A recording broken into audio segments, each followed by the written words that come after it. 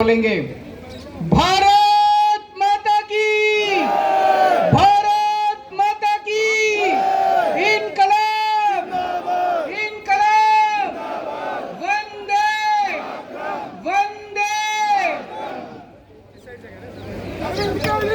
मंच पे मौजूद पंजाब के मुख्यमंत्री और मेरे छोटे भाई सरदार भगवंत मान जी, मंच पे मौजूद हमारी पार्टी की पॉलिटिकल अफेयर्स कमेटी के सभी सदस्यगण, आज यहाँ पे आए हुए सभी दिल्ली सरकार और पंजाब सरकार के सभी कैबिनेट मंत्री, पंजाब से आए हुए और दिल्ली के सभी एमएलए और सभी भाइयों बहनों माताओं बुजुर्गों बच्चों, आप सब लोगों को मेरा नमस्कार, सबको मेरा प्रणाम। दोस्तों, आज 3 महान हस्तियों का शहादत दिवस है। शहीद आजम भगत सिंह, सुखदेव, राजगुरु, उन लोगों ने हमारे देश को आजाद कराने के लिए, मैं सोच रहा था, सोच के देखो जरा, फांसी पे चढ़ना कितना मुश्किल हो। एक छोटी सी चींटी अगर हमारे को काट जाए तो हमें दर्द होता है, फांसी पे चढ़ के अपनी जान दे देना कितनी बड़ी बात है, कितनी बड़ी बात है। उसके लिए अलग किस्म का जज्बा चाहिए। और जब वो लोग फांसी पे चढ़ रहे थे, उनके दिल में क्या विचार होंगे आप सोच के देखिए। उनके दिल में भारत का सपना था। 23 साल के 3 युवा, भारत का सपना था उनके दिल में कि एक दिन हमारा भारत आजाद होगा, एक दिन उस भारत के अंदर सबको अच्छी शिक्षा मिलेगी, हर किसान खुश होगा, मजदूर खुश होगा, सबको नौकरी मिलेगी, सबको रोजगार मिलेगा, सबको अच्छी स्वास्थ्य सेवाएं मिलेंगी, सबको बराबरी का अधिकार मिलेगा, सारे देश के अंदर प्यार और मोहब्बत होगी। दोस्तों, हमारे स्वतंत्रता सेनानियों ने, भगत सिंह ने, सुखदेव ने, राजगुरु ने, सुभाष चंद्र बोस ने, चंद्रशेखर आजाद ने, इन सब लोगों ने अंग्रेजों के टाइम पे अंग्रेजों के खिलाफ खूब पोस्टर चिपकाए थे, खूब पोस्टर चिपकाए। आज से 100 साल पहले अंग्रेजों ने भी पोस्टर चिपकाने के जुर्म में किसी को भी गिरफ्तार नहीं किया था। आज से 100 साल पहले भी अंग्रेजों ने किसी को पोस्टर चिपकाने के जुर्म में एफआईआर नहीं की थी। भगत सिंह ने सोचा भी नहीं था कि एक ऐसा भारत बनेगा, आज से 100 साल के बाद एक ऐसा प्रधानमंत्री आएगा कि पोस्टर चिपकाने के जुर्म में 138 एफआईआर हो जाएंगी। 138 एफआईआर। इस देश के अंदर किसी महिला के साथ कुछ गलत काम हो जाए तो एफआईआर दर्ज कराना नानी याद आ जाती है। इस देश के अंदर चोरी हो जाए, डकैती हो जाए, कोई छीना झपटी हो जाए, मारपीट हो जाए, मर्डर हो जाए तो एफआईआर नहीं होती। 24 घंटे के अंदर पोस्टर चिपकाने के जुर्म में 138 एफआईआर।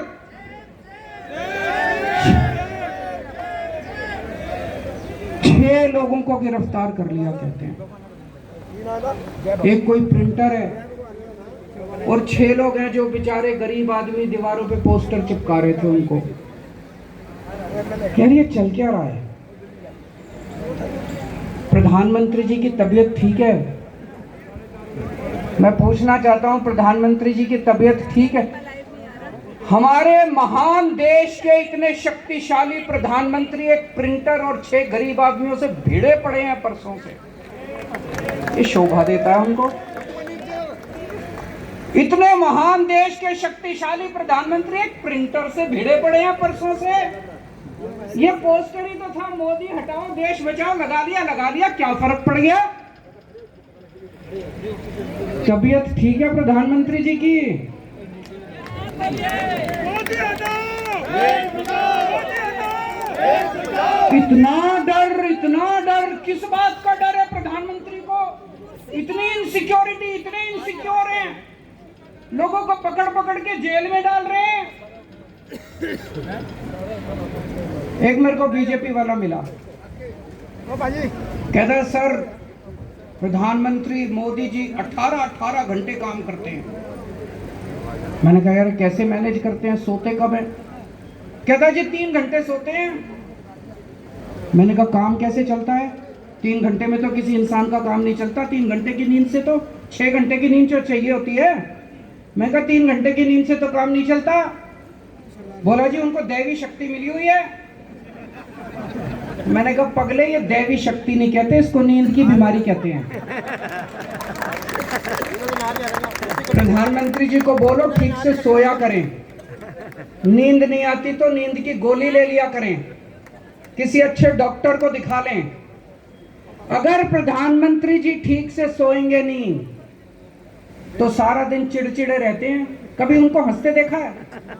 सारा दिन चिड़चिड़े रहते हैं, गुस्सा आया रहता है, इसको जेल में डालो, इसको जेल में डालो, उसको सवेरे से शाम तक बस जेल में डालो, जेल में डालो, जेल में डालो।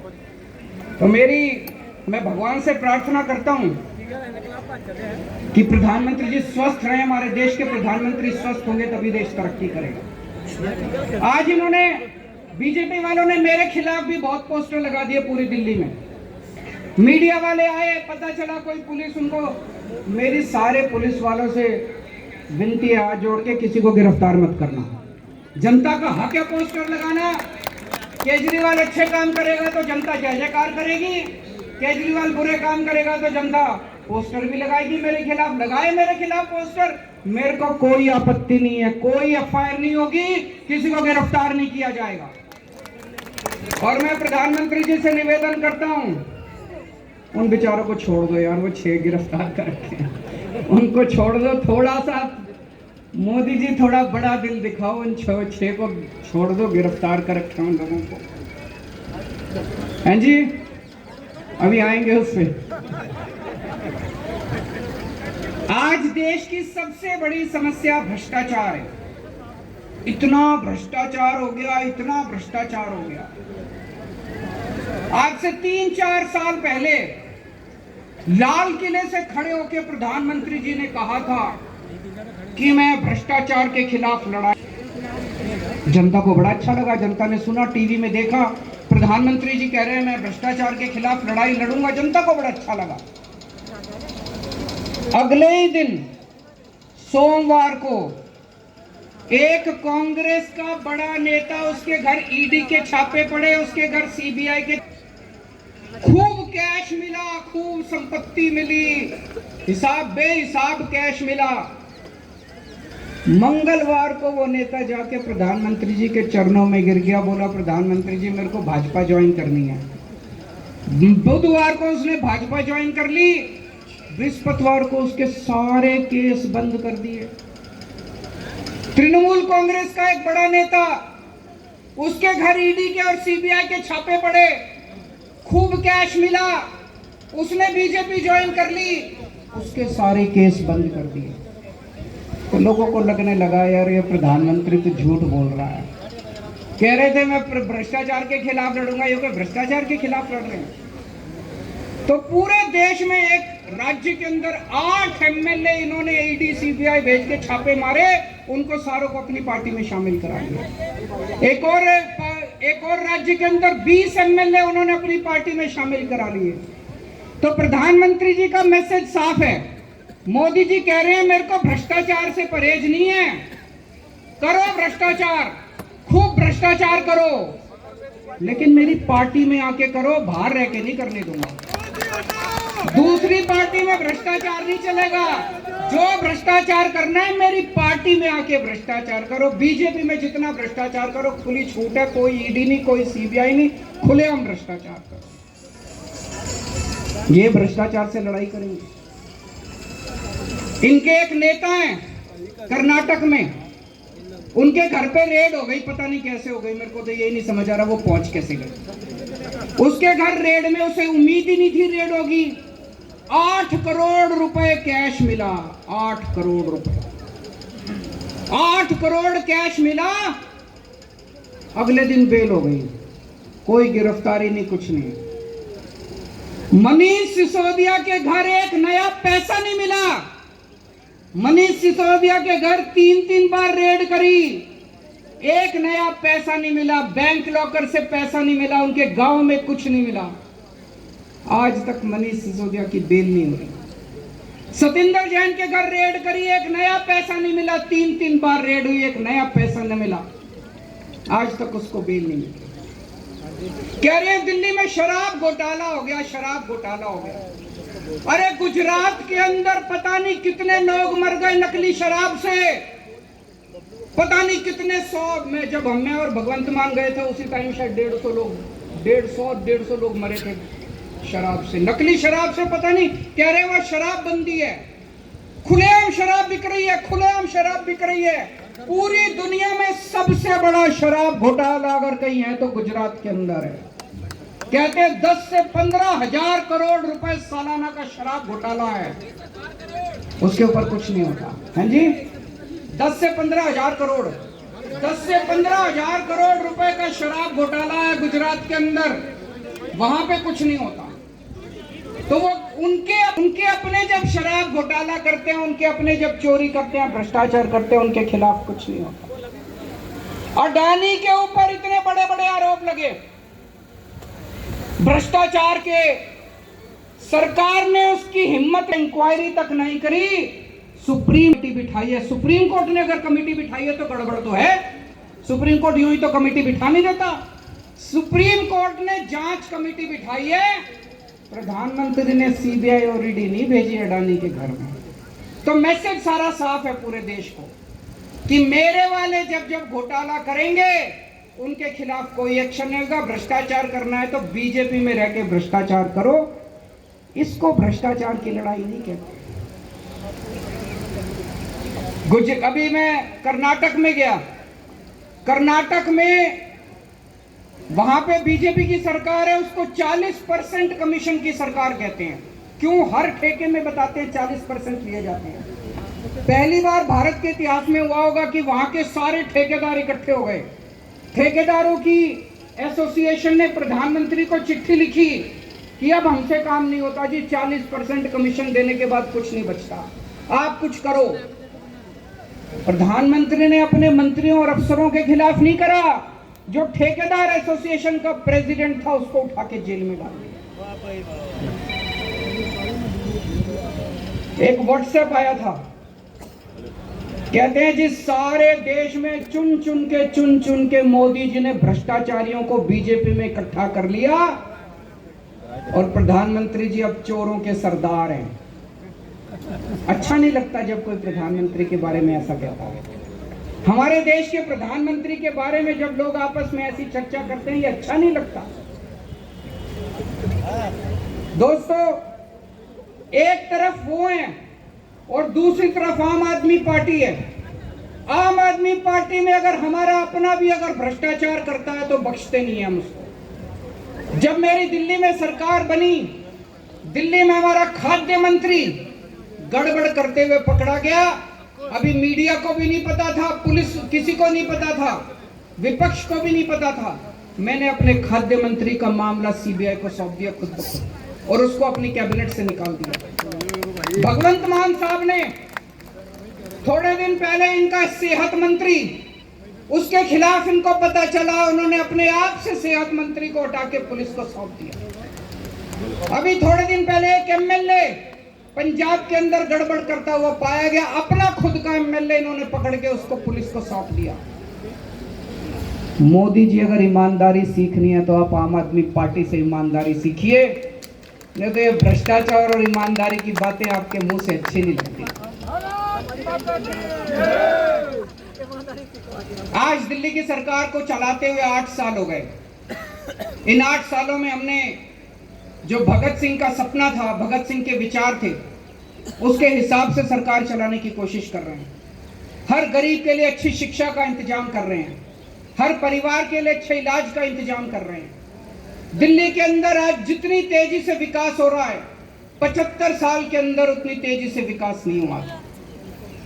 हमारी पढ़े लिखे लोगों की सरकार है, हमारी पढ़े लिखे लोगों की पार्टी है। और जब मैं सरकार चला रहा हूं, मैं मीटिंग लेता हूं अफसरों की, मैं ये देखता हूं कि मुख्यमंत्री को पढ़ा लिखा होना कितना जरूरी है। ये अफसर आपको यूं घुमा देते हैं, आप मीटिंग लेते हो वो यूं घुमा देते हैं, आपको पता ही नहीं चलता कोई क्या कह गया, आपसे यूं ही फाइलों के ऊपर साइन करा लेते हैं। अगर आप पढ़े लिखे नहीं हो, आप सरकार नहीं चला सकते, आपको कोई भी बेवकूफ बना के चला जाएगा। 2016 नवंबर में नोटबंदी की गई, पूरे देश में एक दिन रात को 8 नवंबर को रात को 8 बजे प्रधानमंत्री जी ने आके कहा कि आज से 500 के और 1000 के नोट लागू नहीं होंगे। पूरे देश के अंदर अफरा तफरी मच गई, लोगों के घर में खाने को नहीं था, लंबी लंबी लाइनों में लोग खड़े हुए, पता नहीं कितने लोग शहीद हो गए लाइनों में खड़े हुए, कितने लोग बेरोजगार हो गए, कितनी दुकानें बंद हो गई, इंडस्ट्री बंद हो गई। पूरा देश 10 साल पीछे चला गया, पूरा देश 10 साल पीछे चला गया। ठीक है, ठीक। बाद में मैंने पता किया ये नोटबंदी हुई क्यों थी, तो पता चला प्रधानमंत्री जी के पास कुछ लोग गए, उन्होंने प्रधानमंत्री जी को बेवकूफ बना दिया। बोले प्रधानमंत्री जी अगर आप नोटबंदी कर दोगे तो भ्रष्टाचार दूर हो जाएगा। मैं आपसे पूछना चाहता हूं भ्रष्टाचार दूर हुआ? बोले प्रधानमंत्री जी नोटबंदी कर दोगे आतंकवाद दूर हो जाएगा। मैं आपसे पूछना चाहता हूं आतंकवाद दूर हुआ?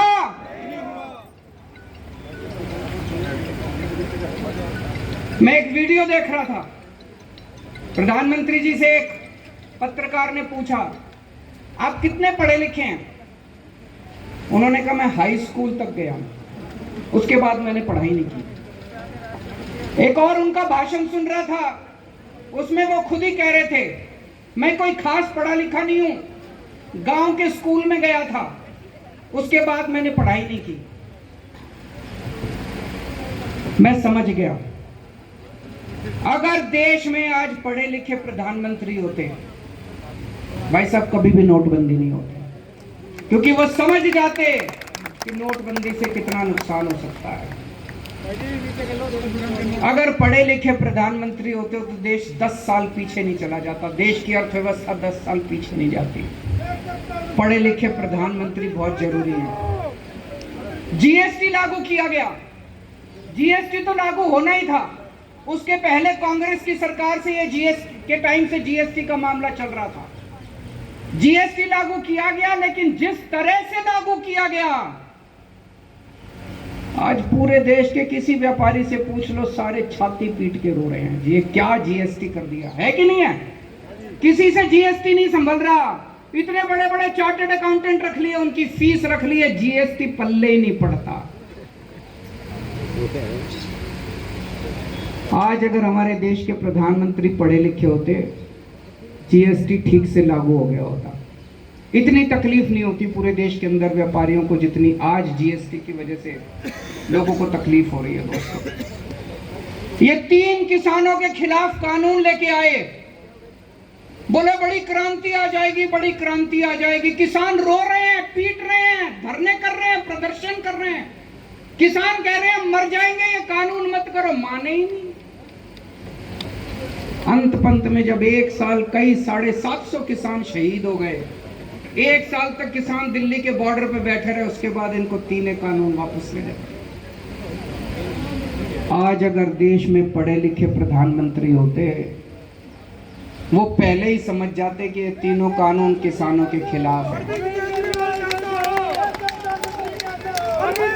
पिछले 3 साल में देश में 60,000 सरकारी स्कूल बंद हो गए, 60,000 सरकारी स्कूल बंद हो गए। हमारे देश की जनसंख्या बढ़ रही है, गरीबी बढ़ रही है, और सरकारी स्कूल बंद हो रहे हैं। ये चल क्या रहा है? सरकारी स्कूल तो और खुलने चाहिए थे, 60,000 क्या 6 लाख सरकारी स्कूल खुलने चाहिए थे। देश में 6.25 लाख गांव है, हर गांव के अंदर एक सरकारी स्कूल होना चाहिए, और ये स्कूल बंद कर रहे हैं। आज अगर एक पढ़ा लिखा प्रधानमंत्री होता, वो शिक्षा की कीमत को समझता, वो समझता कि देश को आगे ले जाने के लिए शिक्षा कितनी जरूरी है। वो 60,000 सरकारी स्कूल बंद नहीं करते, वो 6 लाख नए सरकारी स्कूल खोलते। आजादी के बाद 75 साल हो गए, आज तक देश के सरकारी स्कूलों का इन सारों ने मिलकर भट्ठा बिठा दिया। गरीब अपने बच्चों को मजबूरी में सरकारी स्कूलों में भेजते हैं। 75 साल के बाद ऊपर वाले ने एक शख्स को भेजा, मनीष सिसोदिया। उसने देश के सरकारी, दिल्ली के सरकारी स्कूलों का कायाकल्प कर दिया। आप जाके देखो, अभी मैं 4 दिन पहले एक नया स्कूल उद्घाटन करके आया हूं। दिल्ली का डीपीएस मॉडर्न स्कूल वसंत वैली, जीडी गोयंका को पीछे छोड़ते हैं आज हमारे दिल्ली के सरकारी स्कूल। इतना शानदार स्कूल, इतने शानदार सरकारी स्कूल, इतना हमारे बच्चे, गरीबों के, रिक्शे वाले के, मजदूर के बच्चे आज डॉक्टर, इंजीनियर, वकील बन रहे हैं। ऐसा शख्स जिसने देश के करोड़ों करोड़ों बच्चों के मन में, उनके माँ बाप के मन में एक उम्मीद पैदा की कि हमारे बच्चों को भी अच्छी शिक्षा मिल सकती है। नहीं तो एक रिक्शे वाले का बच्चा सोचता था मेरा बेटा भी रिक्शा चला लेगा, मजदूर का बच्चा सोचता था मेरा बेटा भी अब मजदूर बनेगा बड़ा होके। अब ये सपना देख रहे हैं हमारे बच्चे डॉक्टर बनेंगे, इंजीनियर बनेंगे, अमीर बनेंगे। ऐसे शख्स को प्रधानमंत्री जी ने जेल में डाल दिया। कोई अगर पढ़े लिखे प्रधानमंत्री होते तो मेरे को फोन करते, कहते अरविंद जी पार्टीबाजी छोड़ो, आप ये मनीष सिसोदिया को मेरे को दे दो, मैं इसको देश का शिक्षा मंत्री बनाऊंगा। बोलते कि नहीं बोलते?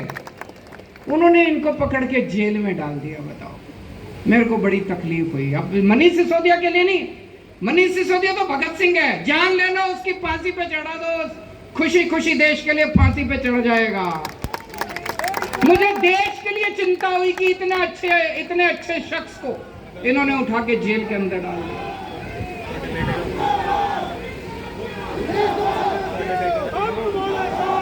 हमारे देश में कोरोना हुआ, प्रधानमंत्री जी कहते हैं सारे मिलकर देशवासी ताली ताली ताली बजाओ, उससे कोरोना भाग जाएगा। भागा कोरोना? एक दिन कई सारे वैज्ञानिक बैठे थे, उन वैज्ञानिकों को प्रधानमंत्री जी भाषण दे रहे थे, बोले कि गंदी नाली में से जो बदबू आती है, उसमें जो झाग निकलते हैं ना गंदी नाली में, कीचड़ में से, बोले उसमें से वो जो गैस निकलती है उसमें से चाय बनाओ। तो यार सारे गैस का सिलेंडर छोड़ के गंदी नाली में से, ये क्या है? ऐसी बातें करते हैं प्रधानमंत्री जी। एक दिन बोले ये जो बारिश आती है, बारिश में बादल हो जाते हैं, बादलों के टाइम पे हमें आक्रमण करना चाहिए दूसरे देश पे, उसमें राडार में पकड़ा नहीं जाता। मैं देख रहा था, सारे मजाक उड़ा रहे थे उनका। अगर आज हमारा प्रधानमंत्री पढ़े लिखे होते तो इस किस्म की बेतुकी बातें नहीं करते जिससे देश का सर झुक जाता है इन बातों से। इससे बड़ी बात यह मेरे को डर लगता है, जो अभी मान साहब ने कहा, बड़ी इंपॉर्टेंट बात कही। जब फाइलें आती हैं उनको आधे बार अगर आदमी पढ़ा लिखा ना हो, आज गवर्नेंस इतनी कॉम्प्लिकेटेड हो चुकी है, सरकार इतनी कॉम्प्लिकेटेड हो चुकी है, अगर आदमी पढ़ा लिखा ना हो, आधी बातें उसको समझ में नहीं आती कि अफसर मेरे से कहां साइन करा रहे हैं। मेरे को डर इस बात का लगता है, चिंता मुझे मेरे देश के बारे में होती है कि मेरे देश के प्रधानमंत्री अगर पढ़े हुए नहीं हैं तो रोज पता नहीं कितने निर्णय ले रहे हैं, कितने डिसीजन ले रहे हैं। वो डिसीजन सही है कि नहीं है, वो निर्णय सही है कि नहीं है, वो कौन करवा रहा है उनसे?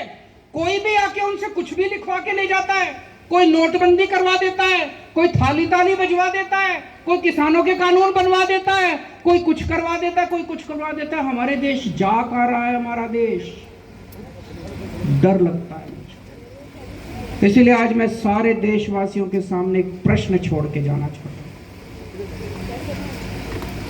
क्या 21वीं सदी के भारत का निर्माण करने के लिए एक पढ़े लिखे प्रधानमंत्री की जरूरत है?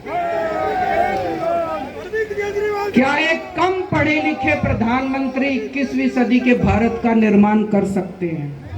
ये हम सब लोगों को मिलकर सोचने की जरूरत है। अंत में आप सब लोगों से निवेदन है, पिछले कुछ दिनों के अंदर पंजाब में शांति बहाली करने के लिए, कानून व्यवस्था को स्थापित करने के लिए हमारे प्यारे मान साहब ने जो काम किया है, जितनी मैच्योरिटी के साथ और जितनी शांति के साथ, एक खून की बूंद नहीं बही, एक गोली नहीं चली, बिल्कुल अच्छी तरह की प्लानिंग के साथ उन्होंने जिस तरह से काम किया है, आज पंजाब का बच्चा बच्चा, देश का बच्चा बच्चा कह रहा है कि आम आदमी पार्टी भी शानदार कानून व्यवस्था लागू कर सकती है। एक बार सारे जने खड़े होकर मान साहब के लिए ताली बजा दीजिए। भारत माता की, भारत माता की। केजरीवाल तेरी सोच दे, मगर वो तैयार है। मोदी हटाओ, हेलो मोदी हटाओ, हेलो मोदी हटाओ, बाद में बात करूंगा मैं, दूसरा भेज रहा हूँ। हेलो देश बचाओ, मोदी हटाओ, देश बचाओ, मोदी हटाओ, देश बचाओ, मोदी हटाओ, देश बचाओ, मोदी हटाओ, देश बचाओ। आप सबका बहुत बहुत धन्यवाद। और मुख्यमंत्री अरविंद केजरीवाल जी का, मुख्यमंत्री भगवंत मान साहब का, हमारे नेता संजय सिंह जी का, गोपाल राय जी का, पंकज गुप्ता जी का और पीएससी के सभी मेंबर्स का।